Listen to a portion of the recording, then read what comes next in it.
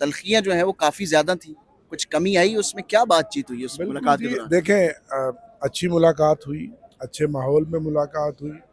ظاہرہ ایک دو پولیٹیکل پارٹیاں ہیں اور ایک ایجنڈا جو تھا بیس لائن کے جو الیکشن ہوئے ہیں اور الیکشن میں جو کچھ ہوا ہے وہ آپ بھی جانتے ہیں، پوری قوم بھی جانتی ہے، تو اس کے اوپر ہمیں بات کرنی چاہیے. اور یہ وہ الیکشن ہے جو الیکشن سے پہلے ہی لگ رہا تھا کہ متنازع ہوں گے، اور آگے ہم نے کس طرح چلنا ہے.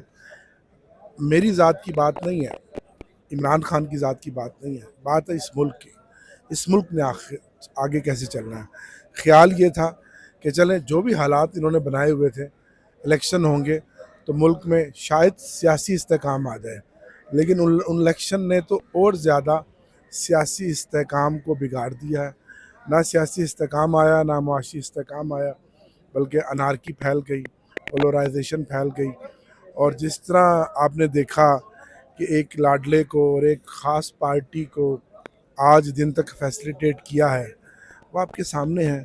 تو ہم تو بڑی سنجیدگی سے چاہتے ہیں کہ آئین اور قانون کے مطابق، پارلیمان کے مطابق کوئی راستہ بنائیں تاکہ یہ ملک آگے بڑھے.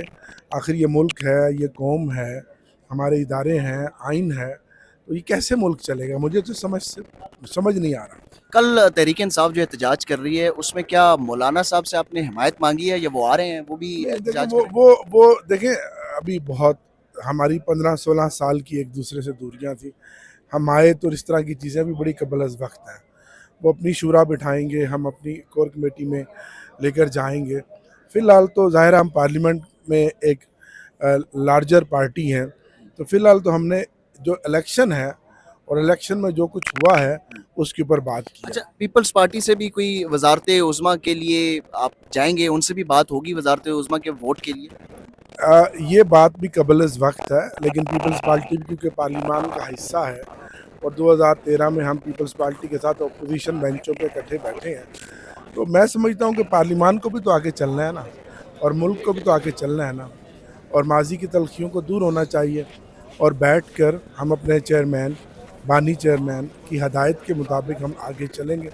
ہمارا میجر جو آبجیکٹو ہے وہ ہے کہ اس ملک کی معاشی اور سیاسی استحکام کیسے آئے گا. گنجائش ہے پیپلز پارٹی کے ساتھ بیٹھنے میں؟ میں سمجھتا ہوں کہ کل اگر ہم فضل الرحمان صاحب کے پاس بیٹھ گئے ہیں تو کوئی بھی چیز جو ہے نا وہ حرف آخر نہیں ہوتی.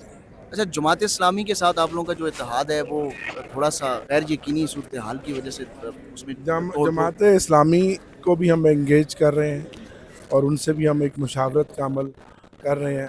جماعت اسلامی ماضی میں ہماری اتحادی رہی بھی ہے، تو آج بھی ہماری ایک میٹنگ متوقع ہے، تو امید ہے کہ اس میں بھی ہم کسی ایک نقطے پر متفق ہو جائیں گے کہ آگے ہم نے کس طرح چلنا ہے. خیبر پختونخوا میں کیا پی ٹی آئی پارلیمنٹیرینز کے ساتھ بیٹھیں گے؟ پرویز خٹک کی جو جماعت ہے.